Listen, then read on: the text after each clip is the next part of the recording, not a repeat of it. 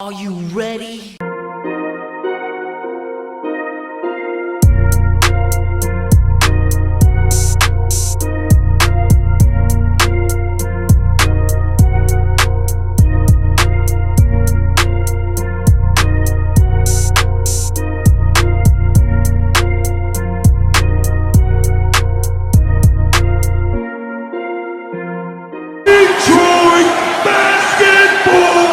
Peeps, how's it going? Today we're talking about some Detroit Pistons trade rumors, in a sorts, kind of. According to our assistant GM, Malik Rose, there we go. This is my second time recording that. I just called him Malik Monk the first time, and I was like, nope, can't do that. So I guess I did reshoot that one, but I usually don't. Anyway, point being, he has said that the Pistons aren't going to do any trades until they can get healthy to evaluate their talent.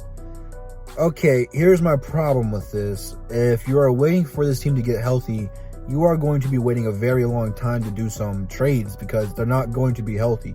Blake Griffin is not going to get healthier playing. It's just not going to work. He is going to need time to recoup and rest.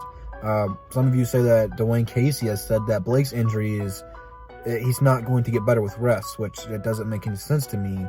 If you're hurt, you're going to get better with rest. But I don't know where Reggie Jackson stands. You know, it seems like one day he's close to returning, and then the next he's going to be out longer. I don't know. Okay, back injuries are very serious. So by the time you're going to get everyone back, it's going to be after the trade deadline. And I don't know how much his words need to be held in responsibility or whatever it may be. But the Pistons have been interested in almost every single player that's been available, which most of that's just doing their due diligence and calling around the league and seeing who's available and what the offer is going to be. But I told you guys, I seriously don't think we're going to trade away Blake or Andre or Reggie. I really don't. And you guys, I know it's not the right thing to do, but you guys have to realize who our owner is. You know, a lot of you guys, are crazy and off the walls. But in order to report on this team, you have to understand the front office and you have to understand the owner. I would be shocked, absolutely shocked, if we traded Reggie, Andre, or Blake Griffin. I would be mind blown because I seriously don't think we will. Rather it's the right move or it's the wrong move, I don't think we will. You have to realize Tom Gores, he values these guys at a different standard than everyone else does. Him and Andre are buddies. That's kind of like a father and son relationship.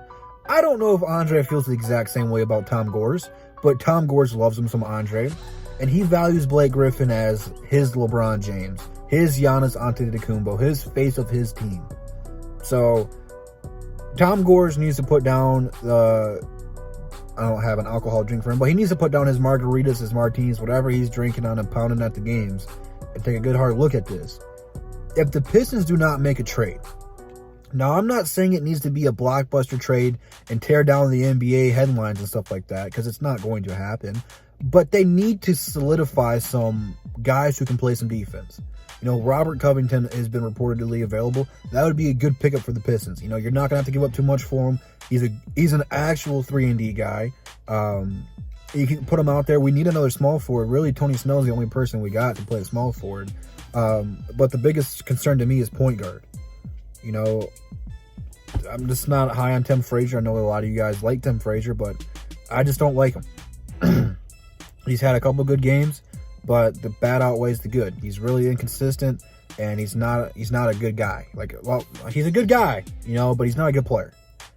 And at this point, I love Bruce Brown, but he's not ready to be a starting point guard. I don't know if he ever will be a starting point guard. He might be a point guard coming off the bench, but his development is right now. He's going to get the experience and stuff right now. He's going to be a player for us in the future. He is going to be part of this team, hopefully, because he's got a lot of talent, a lot of potential.